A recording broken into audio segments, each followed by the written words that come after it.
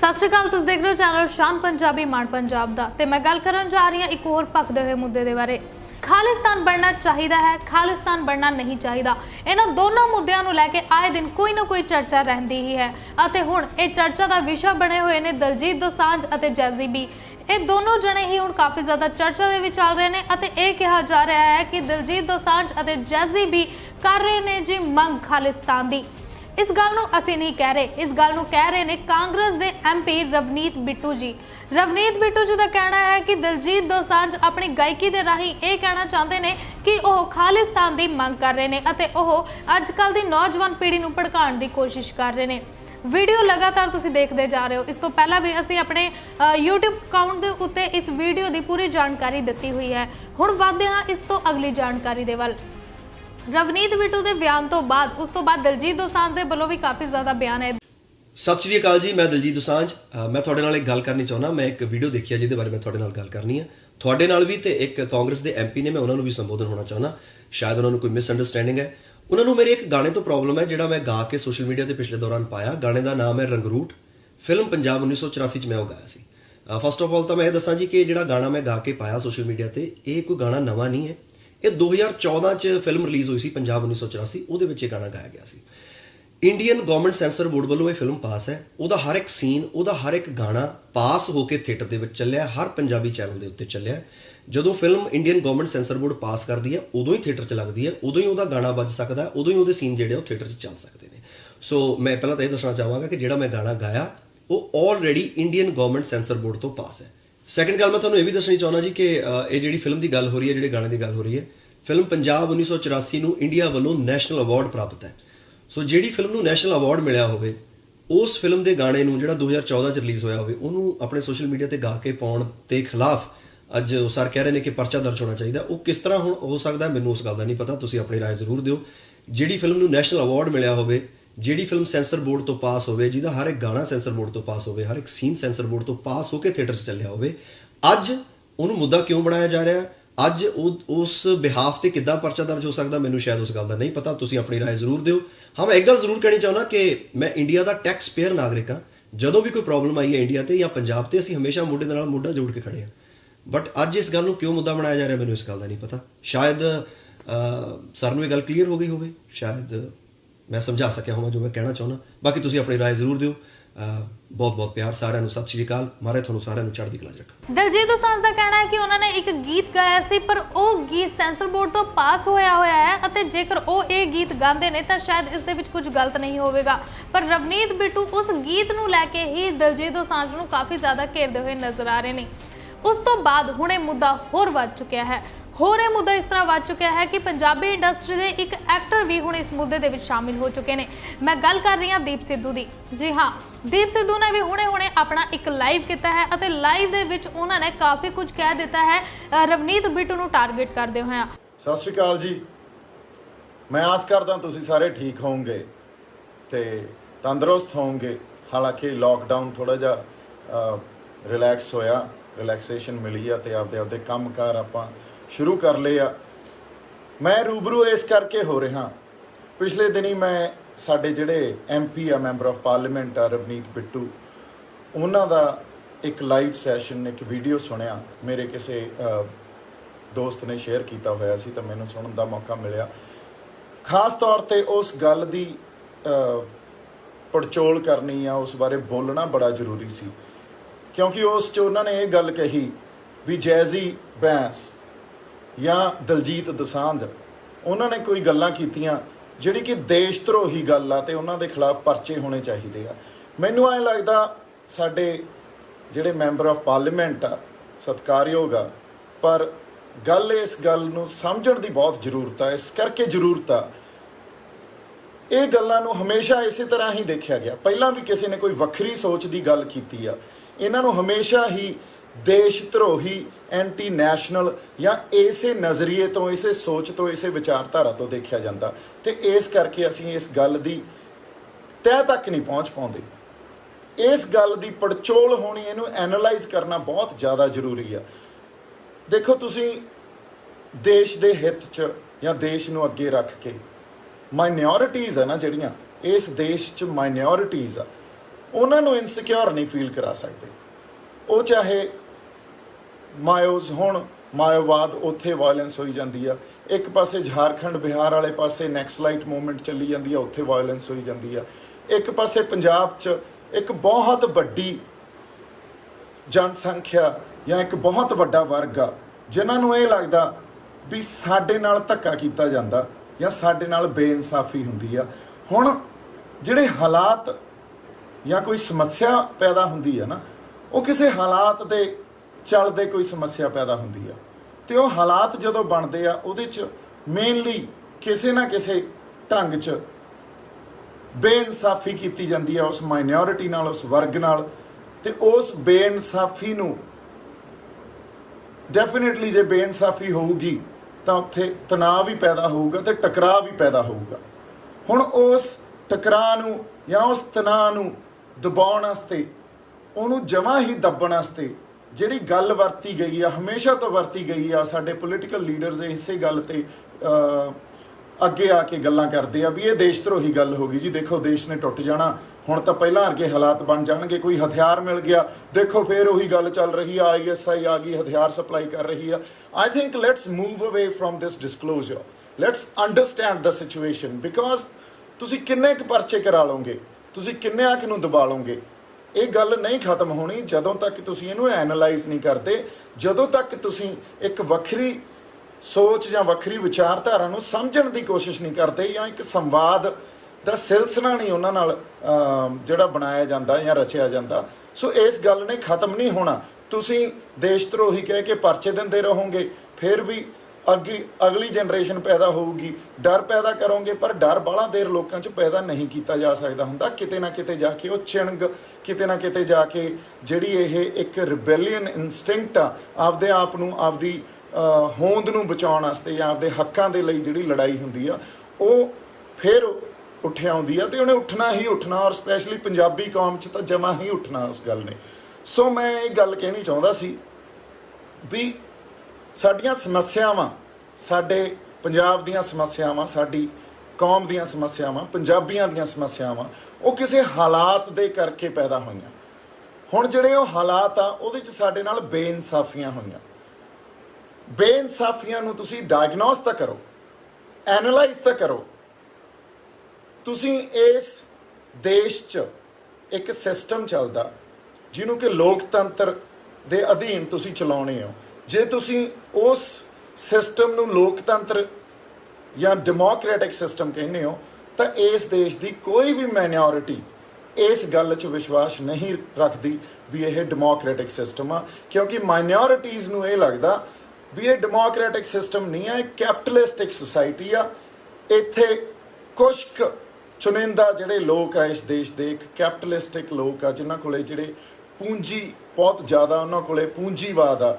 ਸੋ ਉਹ ਆਪਦੇ ਢੰਗ ਨਾਲ, ਚਾਹੇ ਕੌਨਸਟੀਟਿਊਸ਼ਨ ਹੋਵੇ, ਚਾਹੇ ਕੋਈ ਪੋਲੀਟੀਕਲ ਪਾਰਟੀ ਹੋਵੇ, ਉੱਥੇ ਜਿਹੜੀਆਂ ਪਾਲਿਸੀਜ਼ ਬਣਦੀਆਂ ਉਹਨਾਂ ਨੂੰ ਇਨਫਲੂਐਂਸ ਕਰਦੇ ਆ, ਤੇ ਸਾਰਾ ਸਿਸਟਮ ਜਾਂ ਸਾਰਾ ਜਿਹੜਾ ਵਰਤਾਰਾ ਉਸ ਅਕੋਰਡਿੰਗਲੀ ਉਹਨਾਂ ਦੇ ਇੰਟਰਸਟ 'ਚ, ਉਹਨਾਂ ਦੇ ਹਿੱਤਾਂ 'ਚ ਰਨ ਕਰਦਾ। ਕਿਉਂਕਿ ਜੇ ਇਹ ਲੋਕਤੰਤਰਿਕ ਹੁੰਦਾ ਤਾਂ ਕੋਈ ਵੀ ਮਾਈਨੋਰਿਟੀ ਨੇ ਕਦੇ ਇਨਸਿਕਿਉਰ ਫੀਲ ਕਰਨਾ ਹੀ ਨਹੀਂ ਸੀ। ਚਾਰੇ ਪਾਸੇ ਜਿੱਥੇ ਜਿੱਥੇ ਕੋਈ ਮਾਈਨੋਰਿਟੀ ਬੈਠੀ ਹੈ, ਤੁਹਾਨੂੰ ਐਗਜ਼ਾਮਪਲਸ ਤੁਹਾਡੇ ਸਾਹਮਣੇ ਆ, ਉਹ ਇਨਸਿਕਿਉਰ ਫੀਲ ਇਸੇ ਕਰਕੇ ਕਰਦੇ ਆ ਕਿਉਂਕਿ ਉਹਨਾਂ ਨੂੰ ਲੱਗਦਾ ਉਹਨਾਂ ਦੇ ਹਿੱਤਾਂ ਦੀ ਗੱਲ ਨਹੀਂ ਕੀਤੀ ਜਾਂਦੀ। ਸੋ ਜਦੋਂ ਤੁਸੀਂ ਕਿਸੇ ਮਾਈਨੋਰਿਟੀ ਨੂੰ, ਜਦੋਂ ਤੁਸੀਂ ਵਿਲੱਖਣਤਾ ਦੀ ਗੱਲ ਕਰਦੇ ਹੋ, ਜਦੋਂ ਤੁਸੀਂ ਡਾਇਵਰਸਿਟੀ ਦੀ ਗੱਲ ਕਰਦੇ ਹੋ, ਜੇ ਕਲਚਰਲ ਡਾਇਵਰਸਿਟੀ ਨੂੰ ਐਕਸੈਪਟ ਨਹੀਂ ਕਰੋਗੇ, ਉਸ ਕਲਚਰਲ ਡਾਇਵਰਸਿਟੀ ਨੂੰ ਤੁਸੀਂ ਅਸਿਮੀਲੇਟ ਕਰਕੇ ਉਸੇ ਸਿਸਟਮ 'ਚ, ਉਸੇ ਵਰਤਾਰੇ 'ਚ ਮਿਲਾਉਣ ਦੀ ਕੋਸ਼ਿਸ਼ ਕਰੋਗੇ, ਤਾਂ ਲੋਕ ਉੱਠਣਗੇ।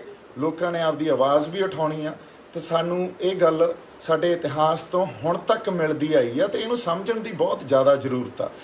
ਇਹ ਗੱਲ ਤੁਸੀਂ ਦੇਖੋ, ਸਾਡੇ ਦੇਸ਼ 'ਚ ਨੈਸ਼ਨਲ ਲੈਵਲ ਤੇ ਦੋ ਪਾਰਟੀਆਂ ਆ, ਇੱਕ ਆ ਕਾਂਗਰਸ, ਇੱਕ ਆ BJP। ਇੱਕ ਜਿਹੜੀ ਕਾਂਗਰਸ ਆ ਉਹ ਇਸ ਦੇਸ਼ ਦੀ ਮੈਜੋਰਿਟੀ ਨੂੰ ਰਿਪਰੈਜ਼ੈਂਟ ਕਰਦੀ ਆ, ਉਸ ਮੈਜੋਰਿਟੀ ਨੂੰ ਰਿਪਰੈਜ਼ੈਂਟ ਕਰਦੀ ਆ ਜਿਹਨੂੰ ਸੈਕੂਲਰ ਹਿੰਦੂਵਾਦ ਕਿਹਾ ਜਾ ਸਕਦਾ। ਉਹ ਥੋੜੇ ਸੈਕੂਲਰ ਲੋਕ ਆ, ਉਹਨਾਂ ਨੂੰ ਐਂ ਲੱਗਦਾ ਵੀ ਇੰਨਾ ਧੱਕਾ ਨਾ ਕਰੋ, ਕੋਈ ਨਹੀਂ ਆਪਾਂ ਆਰਾਮ ਨਾਲ ਚੱਲੋ, ਪਰ ਉਹਨਾਂ ਦੀ ਜਿਹੜੀ ਵਿਚਾਰਧਾਰਾ ਉਹ ਉਸੇ ਮੈਜੋਰਿਟੀ ਨੂੰ ਹੀ ਰਿਪਰੈਜ਼ੈਂਟ ਕਰਦੀ ਆ। ਮੈਜੋਰਿਟੀ ਇਸ ਦੇਸ਼ 'ਚ ਹਿੰਦੂ ਜਮਾਤ ਆ ਜਿਹੜੀ, ਉਸ ਦੀ ਆ।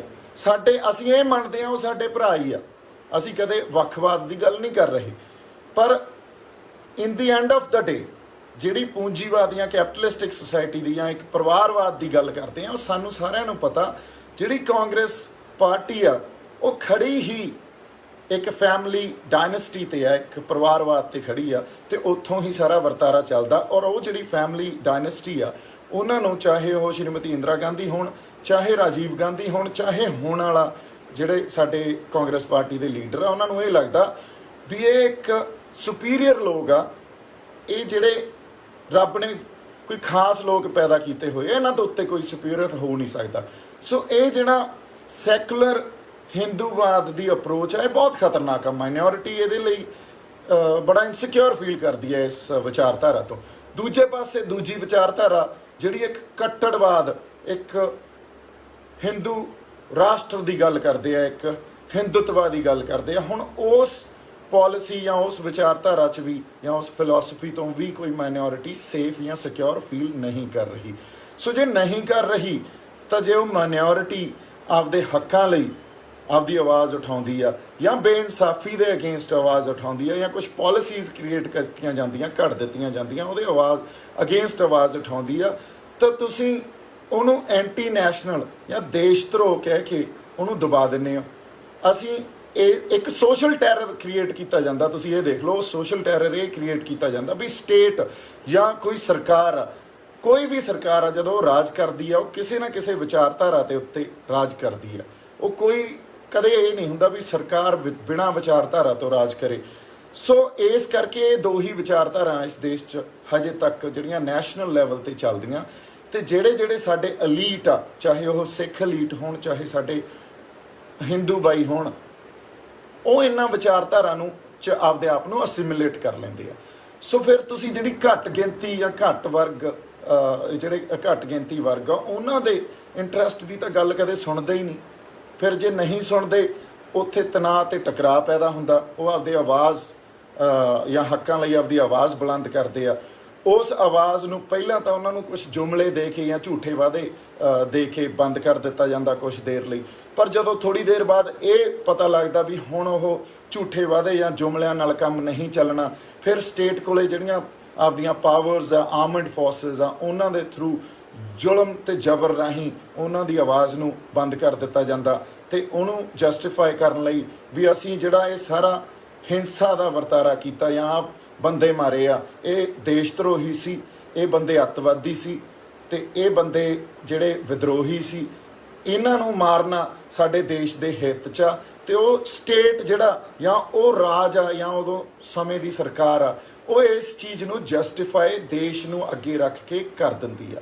ਸੋ ਤੁਸੀਂ ਆਪ ਦੇਖੋ, ਇਹੀ ਗੱਲਾਂ ਚੱਲਦੀਆਂ ਆਈਆਂ।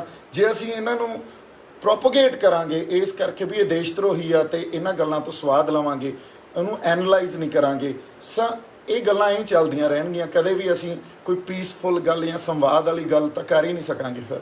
ਸੋ ਮੈਨੂੰ ਐਂ ਲੱਗਦਾ ਜਿਹੜੀ ਸਾਡੇ ਲੀਡਰ ਆ, ਜਿਹੜੇ ਸਾਡੇ ਪੋਲੀਟੀਸ਼ੀਅਨਸ ਆ, ਉਹਨਾਂ ਨੂੰ ਪਹਿਲਾਂ ਤਾਂ ਇਹ ਸਮਝਣਾ ਚਾਹੀਦਾ ਵੀ ਜਿਹੜੀ ਪੋਲੀਟਿਕਸ ਆ ਨਾ, it's not a simple mathematics. ਕਿਸੇ ਵਿਦਵਾਨ ਨੇ ਇਹ ਗੱਲ ਕਹੀ ਸੀ, politics is not a simple mathematics, it's a higher mathematics. ਔਰ ਸਪੈਸ਼ਲੀ ਇਸ ਦੇਸ਼ 'ਚ, ਹਿੰਦੁਸਤਾਨ ਵਰਗੇ ਜਾਂ ਭਾਰਤ ਜਾਂ ਇਸ ਦੇਸ਼ 'ਚ, ਜੇ ਚਾਹੇ ਸਿੱਖ ਹੋਣ, ਚਾਹੇ ਉਹ ਨੈਕਸਲਾਈਟਸ ਹੋਣ, ਚਾਹੇ ਉਹ ਮਾਓਵਾਦੀ ਹੋਣ, ਉਹਨਾਂ ਨੇ ਇਸ ਦੇਸ਼ ਦੇ ਇੱਕ ਸਿਸਟਮ 'ਚ ਆਪਦਾ ਇੱਕ ਟਰਸਟ, ਆਪਦਾ ਇੱਕ ਯਕੀਨ ਦਿੱਤਾ ਸੀ, ਤਾਂ ਉਹਨੂੰ ਤੋੜਿਆ ਨਹੀਂ ਜਾਣਾ ਚਾਹੀਦਾ। ਉਹਦੇ ਅਗੇਂਸਟ ਇੱਕ, ਇਸ ਮਾਈਨੋਰਿਟੀ ਦੇ ਅਗੇਂਸਟ ਇੱਕ ਸੋਸ਼ਲ ਟੈਰਰ ਨਹੀਂ ਪੈਦਾ ਕੀਤਾ ਜਾਣਾ ਚਾਹੀਦਾ, ਕਿਉਂਕਿ ਇਹ ਹਮੇਸ਼ਾ ਸੋਸ਼ਲ ਟੈਰਰ ਦੇ ਸ਼ਿਕਾਰ ਮਾਈਨੋਰਿਟੀ ਹੁੰਦੀ ਆ। ਸਿੱਖ ਇਹਦਾ ਪਹਿਲੀ ਵਾਰੀ ਸ਼ਿਕਾਰ 1947 ਤੋਂ ਬਾਅਦ 1984 'ਚ ਹੋਏ, ਚਾਹੇ ਉਹ ਦਰਬਾਰ ਸਾਹਿਬ 'ਤੇ ਹਮਲਾ ਹੋਵੇ, ਚਾਹੇ ਉਹ ਦਿੱਲੀ ਸਿੱਖ ਜੈਨੋਸਾਈਡ ਰਾਈਟਸ ਹੋਣ, ਉਸ ਸੋਸ਼ਲ ਟੈਰਰ ਦਾ ਸ਼ਿਕਾਰ ਹੀ ਹੋਏ, ਜਿਹਦੇ ਥਰੂ ਸਟੇਟ ਨੇ ਆਪਦੀ ਮਸ਼ੀਨਰੀ ਦੇ ਥਰੂ ਜਾਂ ਆਪਦੇ ਜਿਹੜੇ ਇੱਕ ਸਮਾਜਿਕ ਵਰਗ, ਉਹਨਾਂ ਦੇ ਥਰੂ ਸਿੱਖਾਂ 'ਤੇ ਧੱਕਾ ਕੀਤਾ। ਸੋ ਮੈਂ ਗੱਲ ਜਿਹੜੀ ਕਹਿ ਰਿਹਾ ਤੇ ਉਦੋਂ ਬਾਅਦ ਸਿੱਖਾਂ ਨੂੰ ਇੱਕ ਇਸ ਢੰਗ 'ਚ ਪ੍ਰੋਜੈਕਟ ਕਰ ਦਿੱਤਾ ਗਿਆ ਆਪਦੇ PR ਦੇ ਥਰੂ, ਆਪਦੇ ਸੋਸ਼ਲ ਮੀਡੀਆ, ਚਾਹੇ ਉਦੋਂ ਨਹੀਂ ਸੀ ਪਰ ਇਲੈਕਟ੍ਰੋਨਿਕ ਮੀਡੀਆ ਜਾਂ ਪ੍ਰਿੰਟ ਮੀਡੀਆ ਦੇ ਥਰੂ ਦੇ ਇਹ ਅੱਤਵਾਦੀ ਆ ਜਾਂ ਇਹ ਵੱਖਵਾਦੀ ਆ ਜਾਂ ਇਹ ਤਾਂ ਦੇਖੋ ਜੀ ਹੁਣ ਮੁਲਕ ਨੂੰ ਤੋੜ ਦੇਣਗੇ, ਦੇਖੋ ਇਹ ਤਾਂ ਇੰਟਰਨੈਸ਼ਨਲ ਗੱਲ ਹੋ ਗਈ, ਇੱਕ ਛੋਟਾ ਜਿਹਾ ਹਥਿਆਰ ਮਿਲ ਜਾਂਦਾ, ਵੇਖੋ ਜੀ ਫੇਰ ਉਹੀ ਹਾਲਾਤ ਪੈਦਾ ਹੋ ਜਾਣਗੇ। ਸੋ ਉਹਦੇ ਨਾਲ ਜਿਹੜੇ ਇੱਕ ਸ਼ਰਧਾ ਸਟੇਟ ਦੇ ਪ੍ਰਤੀ ਜਾਂ ਉਹਦੀ ਜ਼ੁਲਮ ਨੂੰ, ਉਹਦੇ ਜ਼ਬਰ ਨੂੰ ਜਸਟੀਫਾਈ ਕਰਨ ਦੀ ਇੱਕ ਮੁਹਿੰਮ ਚਲਾਈ ਜਾਂਦੀ ਆ। ਇਹਦੇ ਉੱਤੇ ਹੀ ਇਹ ਜਿਹੜੇ ਲੀਡਰਸ ਸਾਡੇ ਪੁਰਾਣੇ ਸੀ ਉਹ ਰਾਜ ਕਰਦੇ ਆਏ ਆ। ਤੇ ਮੈਂ ਤੁਹਾਨੂੰ ਹੱਥ ਜੋੜ ਕੇ ਬੇਨਤੀ ਕਰਦਾ ਵੀ ਇਹਨਾਂ ਚੀਜ਼ਾਂ ਨੂੰ ਪ੍ਰੋਪੋਗੇਟ ਨਾ ਕਰੀਏ, ਇਹਨਾਂ ਚੀਜ਼ਾਂ ਨੂੰ ਐਨਾਲਾਈਜ਼ ਕਰੀਏ, ਕਿਉਂਕਿ ਜੇ ਐਨਾਲਾਈਜ਼ ਕੀਤਾ ਹੁੰਦਾ ਤਾਂ ਪਰਚੇ ਕਰਨੇ ਉਹਦਾ ਹੱਲ ਨਹੀਂ ਆ। ਇਹਨੂੰ ਐਨਾਲਾਈਜ਼ ਕਰਕੇ ਜਦੋਂ ਅਸੀਂ ਆਪਸ 'ਚ ਬੈਠਾਂਗੇ, ਆਪਾਂ ਇੱਕ ਵੱਖਰੀ ਸੋਚ ਨੂੰ ਸੰਵਾਦ ਦਾ ਇੱਕ ਪਲੇਟਫਾਰਮ ਦੇਵਾਂਗੇ, ਇੱਕ ਪੀਸਫੁਲ ਪਲੇਟਫਾਰਮ ਸਿਰਜਿਆ ਜਾਊਗਾ, ਤਾਂ ਫਿਰ ਉੱਥੇ ਕੋਈ ਵੀ ਵਾਇਲੈਂਸ ਵਾਲੀ ਗੱਲ ਨਹੀਂ ਆਉਣੀ। ਤੁਸੀਂ ਉਹਨਾਂ ਦੇ ਹੱਕਾਂ ਦੀ, ਕਿਉਂਕਿ ਹੱਕਾਂ ਲਈ ਮੇਰੇ ਖਿਆਲ 'ਚ ਆਪਦੀ ਗੱਲ ਕਰਨੀ ਉਹ ਤਾਂ ਇੱਕ ਮਾਣ ਵਾਲੀ ਗੱਲ ਹੁੰਦੀ ਆ, ਉਹਦੇ 'ਚ ਕੋਈ ਵੱਖਵਾਦੀ ਜਾਂ ਕੋਈ ਅੱਤਵਾਦ ਦੀ ਗੱਲ ਨਹੀਂ ਹੁੰਦੀ, ਕਿਉਂਕਿ ਅਸੀਂ ਆਪਦੇ ਹੱਕਾਂ ਲਈ ਹਮੇਸ਼ਾ ਤੋਂ ਹੀ ਲੜਦੇ ਆਏ ਆ।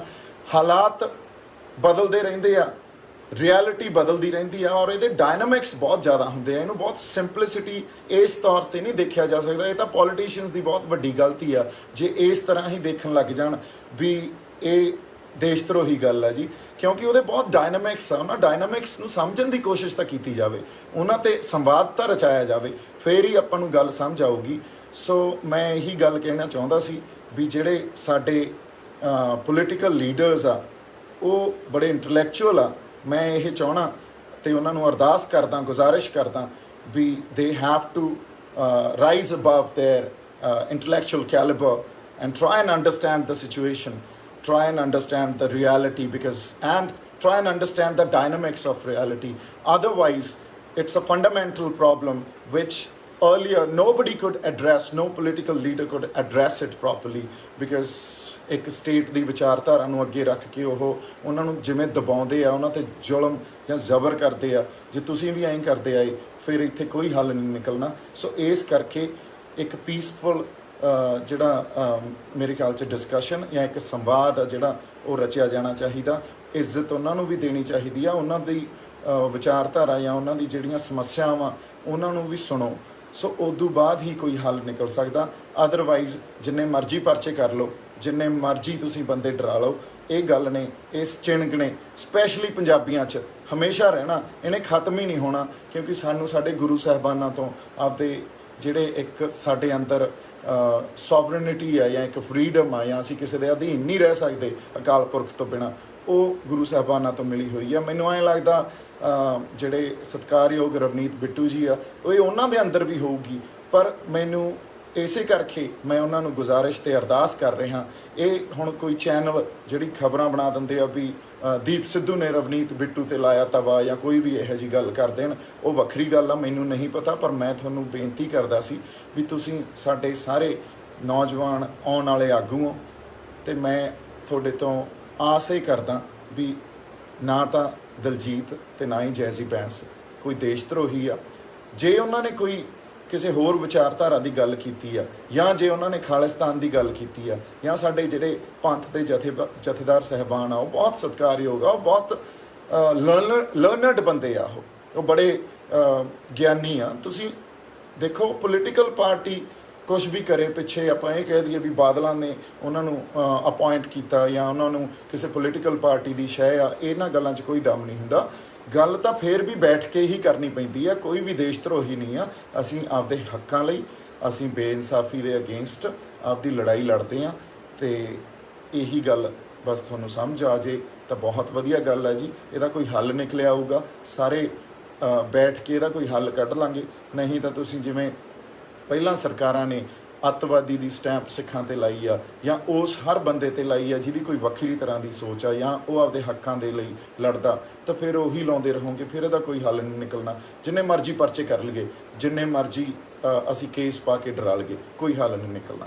ਸੋ ਇੰਨਾ ਹੀ ਮੈਨੂੰ ਜਿਹੜੀ ਮੈਂ ਗੱਲ ਕਰਨਾ ਚਾਹੁੰਦਾ ਸੀ ਵੀ ਸੋਸ਼ਲ ਟੈਰਰ ਆਪਾਂ ਨਹੀਂ ਕ੍ਰੀਏਟ ਕਰਦੇ, ਆਪਾਂ ਪਿਆਰ, ਸਾਂਝ ਤੇ ਭਾਈਚਾਰਾ ਉਹਨੂੰ ਸਮਝ ਕੇ ਚੱਲਦੇ ਆ। ਪੰਜਾਬੀਆਂ 'ਚ ਤਾਂ ਸਪੈਸ਼ਲੀ ਇਹ ਗੱਲ ਹੋਣੀ ਚਾਹੀਦੀ ਆ। ਸੋ ਥੈਂਕ ਯੂ ਸੋ ਮੱਚ। ਜਿਉਂਦੇ ਵਸਦੇ ਰਹੋ। ਮੇਰੇ ਵੱਲੋਂ ਬਹੁਤ ਸਾਰਾ ਪਿਆਰ ਤੇ ਸਤਿਕਾਰ ਸਾਰਿਆਂ ਨੂੰ। ਸਤਿ ਸ਼੍ਰੀ ਅਕਾਲ। ਜੀ ਹਾਂ, ਪੂਰੇ ਲਾਈਵ ਤੋਂ ਬਾਅਦ ਤੁਹਾਨੂੰ ਇਹ ਤਾਂ ਪਤਾ ਲੱਗ ਗਿਆ ਹੋਵੇਗਾ ਕਿ ਇਸ ਲਾਈਵ ਦੇ ਵਿੱਚ ਜੋ ਦੀਪ ਸਿੱਧੂ ਨੇ ਉਹ ਟਾਰਗੇਟ ਕਰ ਰਹੇ ਨੇ ਰਵਨੀਤ ਬਿੱਟੂ ਨੂੰ। यानी ये कहा जा सकता है कि इस समय जो दीप सिद्धू ने वो भी दिलजीत दोसांझ ਅਤੇ ਜੈਜ਼ੀ ਬੀ ਨੂੰ ਸਪੋਰਟ ਕਰਦੇ ਹੋਏ ਨਜ਼ਰ ਆ ਰਹੇ ਨੇ। ਪਰ ਜੇਕਰ ਵਾਕਈ ਹੀ ਇਸ ਮੁੱਦੇ ਦੇ ਵੱਲ ਗੌਰ ਕੀਤੀ ਜਾਵੇ ਤਾਂ ਸ਼ਾਇਦ ਨਹੀਂ ਇਹ ਹੋ ਸਕਦਾ ਕਿ ਦਿਲਜੀਤ ਦੋਸਾਂਝ ਅਤੇ ਜੈਜ਼ੀ ਬੀ ਖਾਲਿਸਤਾਨ ਨੂੰ ਲੈ ਕੇ ਕਿਸੇ ਨੂੰ ਸਪੋਰਟ ਕਰ ਰਹੇ ਹੋਣ ਜਾਂ ਫਿਰ ਆਡੀਅנס ਨੂੰ ਭੜਕਾ ਰਹੇ ਹੋਣ। ਪੂਰੀ ਵੀਡੀਓ ਤੋਂ ਬਾਅਦ ਤੁਸੀਂ ਕੀ ਕਹਿਣਾ ਚਾਹੁੰਦੇ ਹੋ? ਕਿ ਤੁਹਾਨੂੰ ਵਾਕਈ ਹੀ ਲੱਗਦਾ ਹੈ ਕਿ ਕੁਝ ਇਸ ਤਰ੍ਹਾਂ ਦਾ ਇਹ ਮੁੱਦਾ ਹੈ ਜਾਂ ਫਿਰ ਇਸ ਮੁੱਦੇ ਨੂੰ ਬਣਾਇਆ ਜਾ ਰਿਹਾ ਹੈ? ਆਪਣੇ ਵੱਲੋਂ ਕੀ ਕਹਿਣਾ ਚਾਹੁੰਦੇ ਹੋ? ਆਪਣੇ ਸੁਝਾਅ ਕਮੈਂਟ ਬਾਕਸ ਦੇ ਵਿੱਚ ਜ਼ਰੂਰ ਦੇਣਾ।